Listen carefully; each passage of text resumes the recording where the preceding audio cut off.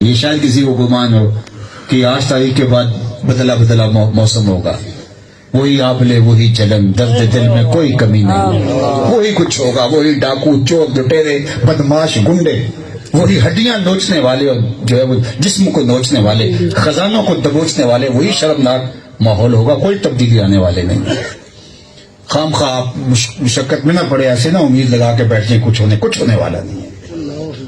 اس لیے ہم بدلنے والے نہیں، جب ہم بدلنے والے بھی نہیں تو اوپر سے بدلنے والے نہیں۔ اعمالکم امالکم، تمہارے اعمال ہی تمہارے حکمران ہیں، ہم بدلیں گے تو اللہ رحمت کی چھتریاں۔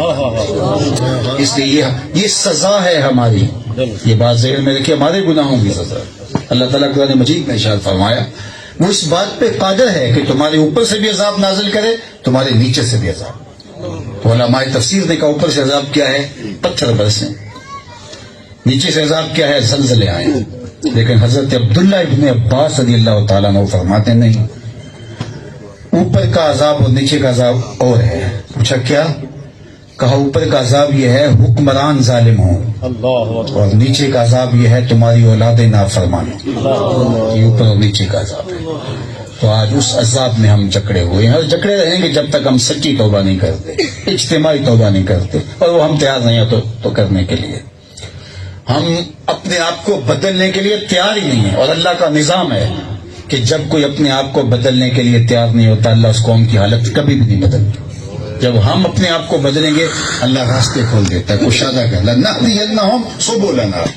اللہ کہتا ہے آئے صحیح، میں ایک نہیں کئی راستے کھولتا ہوں، وہ آئے تو صحیح۔ ہم تو مائل بکرم ہیں، کوئی سائل ہی نہیں، راہ دکھلائیں کسے راہ رو منزل ہی نہیں، جلوائے طور تو موجود ہے کوئی موسیٰ ہی نہیں۔ کچھ سچی طلب سے آئے تو اسے دروازے کھول دیتے، لیکن جب تم نہیں بدلنا چاہتے تو تمہارے اوپر یہ سزا کے طور پہ مسلط ہوتے رہیں گے، اور یہ ہوتا رہے گا تمہارے ساتھ۔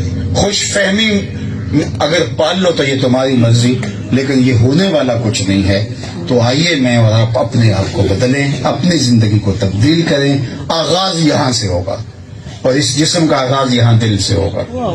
وہ کسی نے کہا تھا نا، کعبے کی گل نہیں مک دیجیے دل و نہ مکائی۔ یہاں سے آغاز لیں اور پھر پورے بدن کو، پھر اپنے گھر کو۔ قوا انفسکم واہلیکم نارا وقودھا الناس والحجارہ، اللہ نے قرآن میں ضابطہ دیا ہے، قوا انفسکم، پہلے اپنے آپ کو بدلو، اس کے بعد فرمایا واہلیکم، اور پھر اپنے اہل خانہ کو جہنم کی آگ سے بچاؤ۔ وقودھا الناس والحجارہ، جس کا ایندھن انسان اور پتھر ہے۔ تو آغاز یہاں سے ہوتا ہے، میری ذات سے ہوگا، پھر میرے گھر سے ہوگا، پھر وہ نور پھیلے گا۔ لیکن ہم اپنے آپ کو نہیں بدلنا چاہتے، دوسروں کو بدلنا چاہتے ہیں۔ اپوزیشن حکومت کو بدلنا چاہتی ہے، حکومت اپوزیشن کو بدلنا چاہتی ہے۔ عوام کہتے ہیں اوپر والے بدل جائیں، وہ کہتے ہیں نیچے والے بدلیں۔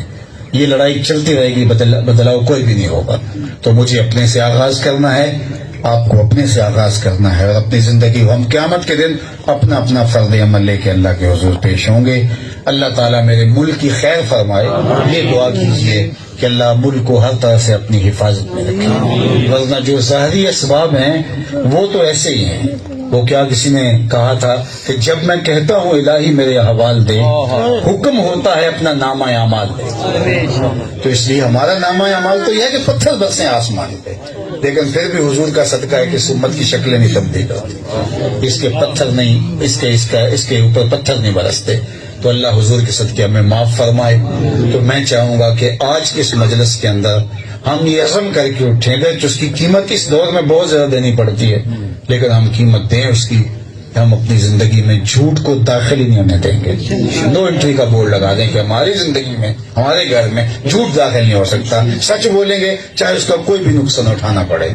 تو سچ کا ظاہری نقصان تو ہو سکتا ہے، لیکن حقیقت میں سچ کا کوئی نقصان نہیں۔ سچ ہی جنت کا راستہ ہے، اور میرے اور آپ کے نبی آقا حضور نبی رحمت اعلان نبوت سے قبل کافروں کی زبان سے بھی صادق اور امین کہتا ہے، اپنے تو اپنے تھے۔ تو اللہ آپ کو یہاں سب کو برکتیں دے، اور جو حاضری کا شرف موقع سعادت ملی، اس کی برکت اللہ میری اور آپ کی زندگی میں اتار دے۔